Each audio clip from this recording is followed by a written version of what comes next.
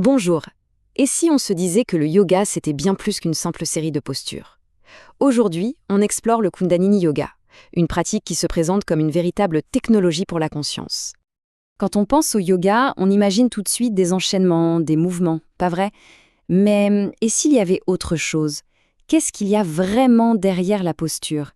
Qu'est-ce qui rend une expérience comme celle du Kundalini Yoga si particulière? Le Kundalini Yoga.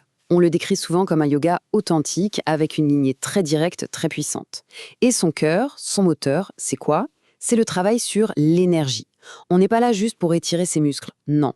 L'idée, c'est de mobiliser tout son être, le corps, le système nerveux et même le cerveau, pour vraiment provoquer une transformation de l'intérieur. Ok, alors allons-y. Plongeons un peu au cœur de cette pratique. C'est quoi, au fond, les principes qui la rendent si spéciale? J'ai utilisé le mot technologie tout à l'heure et il est super important. On ne parle pas de gadget, bien sûr, mais plutôt d'un système, quelque chose de très précis, de très structuré. Rien n'est laissé au hasard en fait. Tout a été pensé dans un but bien clair, l'exploration de soi, la transformation. Chaque petite pièce a sa place, sa fonction. Et cette structure, elle repose sur 5 piliers, 5 fondations essentielles qui vont vraiment construire toute l'expérience d'un cours de Kundalini. Allons voir ça. Alors voilà la fameuse feuille de route. On a le kriya, ça c'est pour le travail corporel, la méditation, pour l'esprit, bien sûr, le pranayama, qui est le travail sur le souffle, la relaxation, pour tout régénérer, et enfin le mantra, le chant. 5 éléments. Chacun est déjà puissant en soi, mais vous allez voir, leur vraie force, c'est quand ils jouent tous ensemble. Bon, pour vraiment piger comment tout ça s'imbrique, le mieux c'est de regarder de près. On va prendre un exercice tout simple et le décortiquer ensemble. C'est là qu'on voit comment ça marche. On va prendre une simple torsion de la colonne vertébrale. Ça a l'air de rien comme ça, vraiment tout bête.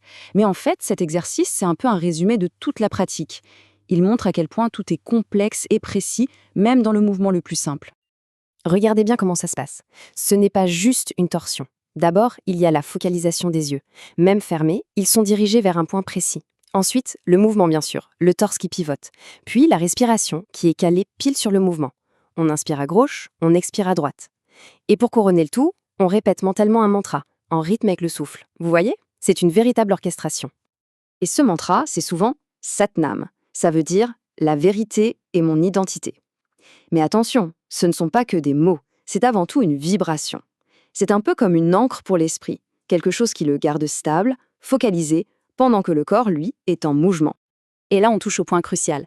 Cette synchronisation parfaite entre les 4 éléments, le regard, le mouvement, le son et le son, ce n'est pas un hasard. C'est voulu, c'est conçu méticuleusement pour une seule chose, avoir l'impact énergétique le plus fort possible. C'est vraiment l'image de l'orchestre. Chaque instrument joue sa partition et c'est l'ensemble qui crée quelque chose de magnifique. Et ça nous amène à une idée vraiment fondamentale, celle de la synergie. L'idée que le résultat final, il est beaucoup plus puissant que la simple addition de chaque élément. Parce que si on les prend un par un, chaque pilier est déjà un trésor. Le travail corporel, ça va cibler des systèmes précis. La méditation, elle, équilibre le mental.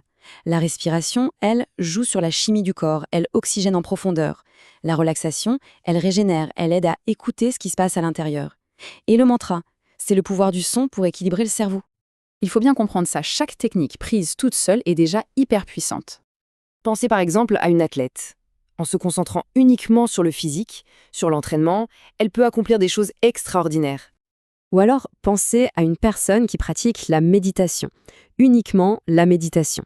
Elle peut atteindre des niveaux de calme, de clarté mentale qui sont juste incroyables. Et pareil pour quelqu'un qui utiliserait seulement des techniques de relaxation, c'est un outil formidable pour se régénérer en profondeur. Mais voilà le truc. Le secret du Kundalini Yoga, c'est justement de ne pas choisir. C'est de prendre toutes ces voix puissantes et de les tisser ensemble, de manière très intentionnelle. Et quand on les combine, leurs effets ne font pas que s'ajouter les uns aux autres. Non, ils se démultiplient, ils s'amplifient. D'accord, mais alors pourquoi tout ça? Pourquoi cette technologie, cette synergie? Quel est le but final de la manœuvre? Ça nous amène à la destination du voyage. En fait, tout l'objectif, c'est un changement de perspective.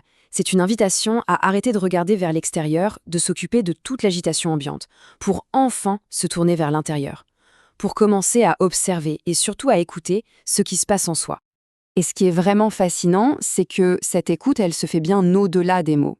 Comme le dit très bien la source, l'inconscient va comprendre des choses. En gros, on peut sentir des améliorations dans sa vie sans même savoir d'où ça vient, tout simplement parce que le travail se fait à un niveau très très profond. Pour le dire simplement, c'est un voyage qui nous fait passer du faire, toujours agir, penser, réagir, à l'être. Juste être là, observer, ressentir. Et tout ça, ça nous laisse avec une dernière question. Dans ce monde qui nous pousse sans arrêt à faire, qu'est-ce qu'on pourrait bien découvrir sur soi si on prenait le temps, juste un petit moment, pour vraiment écouter ?